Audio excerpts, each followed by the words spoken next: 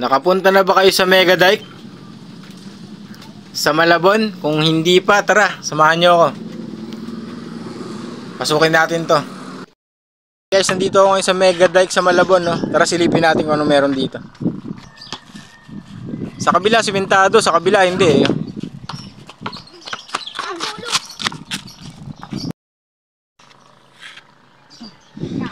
Oh, sino tatalon? Bibigyan ko ng 10 piso, kunin yung bola.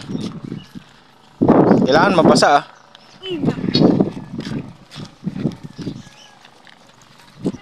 Wala pala akong Maria, pre.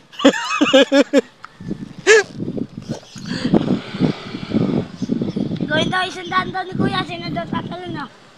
May mga namimingwit ba ron? Opo. Oh? Etong mga to, saan to pupunta? Mga 4 wheels na yan. Ano na po yan, ginagawa po yun sa mga maraming bangka malalaki sa Kuya. Ah, may bangkaan ba ron? O, tara, puntahan natin. Mahaba ba tong Mega Dike na to? Mahaba to? Anong mga isda meron dyan? Mga tilapia, kapahak. Nanguhuli rin kayo dyan.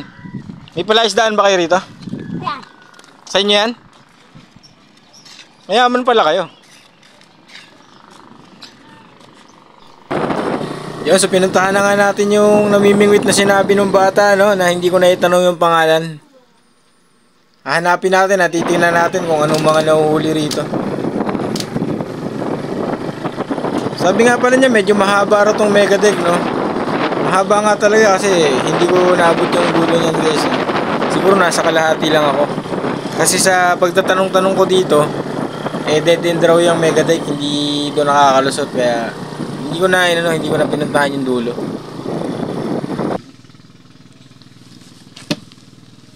Ano mga nahuhuli rito? Naka-spot ka na ba dito? Spot? Dito?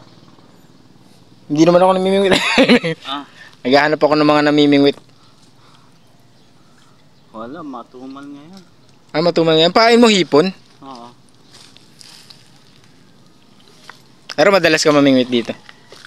Hindi, bawal dito. Ah, bawal dito? Kakilala ko, o kaya wag. Kakilala kasi namin yung may-ari dito. Pero walang naano. Pinagano niya kasi wala siyang pinunla. Walang nakapunla dito. Pero kung ano yung mahuli, okay lang sa kanya. Pero hindi niya inaalad sa iba. Ah, okay. Kaya pala wala akong nakita namimingwit. Dito bawal talaga? Oo.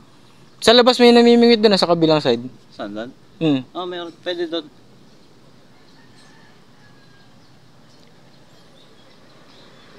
Isa lang ba may-ari nito? Hindi, magkakaiba. Itong bawat ganon. Oo.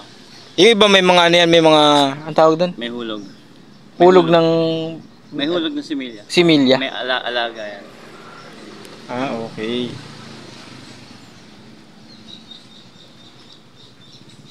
Iba-iba naman pala may-ari. Tingnan natin pain mo.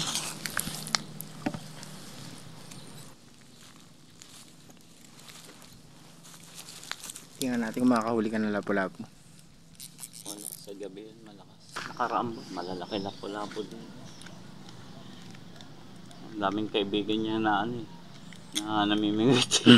Ubos na. 3 kilo, 2 kilo. Oh? Ang isang piraso mo ilang kilo? Ha? Ilang kilo ang isang piraso? Depende, may 3 kilo, may 2 kilo. Isang piraso pa lang yan? Oo, doon din oh, bangus. Nakaraan linggo, naka2 bangus ako doon, 3 kilo mahigit kada isa. Doon sa may kabila, napunta. Kaya ba ng PC mo yun, yung ganong kalaki? Pag ganun kalaki, hindi kaya. Kailangan ilad mo yun sa may mababaw na tubig, tas bababain. Kailangan ano yun, iangat. Depende kung makapal yung tali yun. Ano yung kinagat na yan yung pain mo? Kinain? Kinain siguro ng ng botete. Maraming botete rin dito. Anong butete? Botete. Yung botete na lumulubo. Ah, meron din dyan? Popper fish? Oo, marami papasok dito. Papasok dito. Pag nakakahuli ka ng popper fish, natapon mo lang. May nabalik. Kaya lang, lason yun, di ba? Hindi, may nakakain naman sa part na yun. Pero kasama yun sa X-System eh. Sila nagdudurog ng mga shell-shell na para maging pulbo. Kaya bawal kunin. Pwede naman. Siyempre, namuhunan ka rin sa pain mo. Magkano yung pain? 200. 1 kilo. Isang tumpok. Buhay yun. Ah, buhay pa kanina yan. Hmm. Tilapia kasi ang dami, no?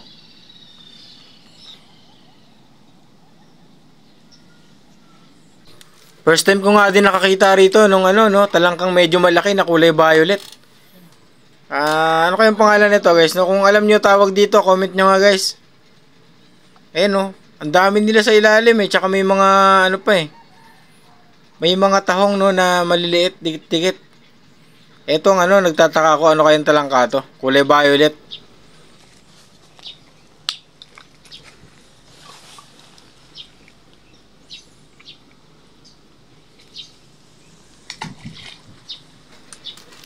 So ayan guys, no, pagkatapos ng mahabang pagbabantay ko kay kuya, no, nakahuli siya ng isang malaking bangus at 3 lapu-lapu.